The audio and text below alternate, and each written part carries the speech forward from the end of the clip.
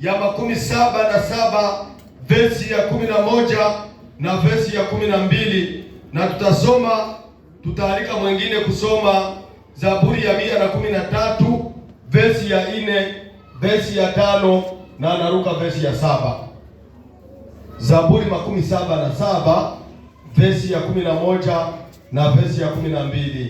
Tunasoma Zaburi ya 113 versi ya 4, versi ya 5 na versi ya 7. Tusome katika jina la Yesu Kristo. Nitayakumbuka matendo ya Bwana, naam, nitayakumbuka maajabu yako ya kale.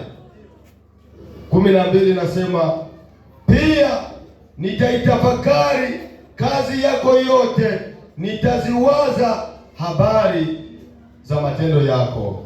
Amen. Nani mwenye alishapata 113 na versi yake ya 4, ya 5 na ya 7? Karibu. Ndiyo. Bwana ni mkuu juu ya mataifa yote na utukufu wake.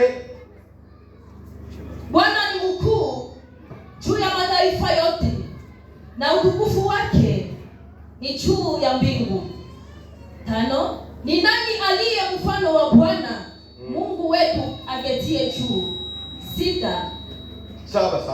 7 inasema hivi. Ndio. Humwinua mnyonge kutoka mavumbini. Ndio. Na kumpandisha maskini kutoka jaani. Amen. Jina la Bwana libarikiwe sana. Mungu ni mkuu. Mungu ni wa kutisha. Ukiuliza babu kwe pale nilikuyaka au wafie wake, yeye hawezi kusema. Ndio nilitoka mbali sana. Ukiuliza baba hapa niliowaka fie wao, yeye hawezi kusema. Ni swali. Jina la Bwana libarikiwe sana. Tuko na neno linasema kutafakari makuu ya Mungu. Ndio neno tuko nalo. Hii tunaitaka sepake gani?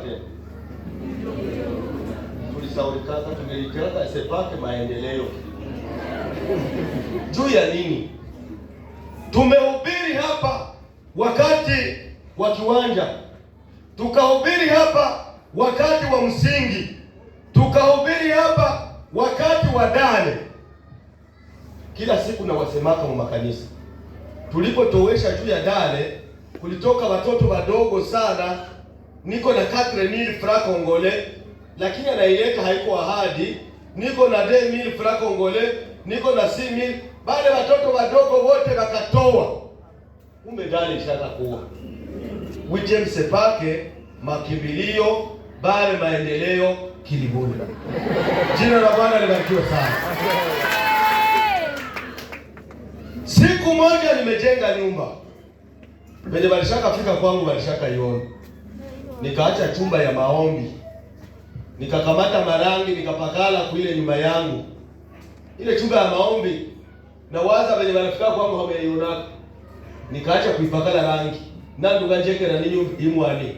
Katamie muhuri la mwenyenene. Nikaikala. Mungu ananitumia mjumbe, ananiambia Peti, akili gani uko nayo? Nyumba yenyewe unakuyaka nilombea amo vitu unaichafula, na nyumba yako yenye unalala amo na wale bahamba bako unaisafisha. Pale nilienda tafuta marangi haraka, nikapakala kwa ile chumba ya maombi. Uone wanadamu wanadanganyika. Nyumba yangu iko na 14 metres circles, lakini maombi ilikuwa kama na 50 sur 3. Nikapakala mu 14, nikaacha kale ka 50 sur 3. Juu ni mie peke, hakuna mwenye ataingia ndani alisomea. Kumbe Mungu iko naona kanisomea. Sasa nimepakala rangi. Mnaona vibambazi vinawekwa hapa, na wenye wanavala makoti mzuri banaanza weka malido. Hii ni kujifariji. Ni kuonyesha kwamba bakisegamia labda bangelishafuka. Witem sepake makimbilio maendeleo kilibula. Kesho tujikaze kusafisha hii nafasi. Bwana wabariki sana. Kutafakari matendo makuu ya Mungu. Tulisoma kitabu ya 77, hatukusema Zaburi ya sura 77. Ni kwa sababu gani? Zaburi ni kitabu cha nyimbo, tena ni kitabu cha maombi. Hauwezi kuambia watu nyimbo za wokovu aseme tuimbe sura ya 13 ya nyimbo za wokovu. Namba 13. Jina la Bwana libarikiwe sana. Namba 109.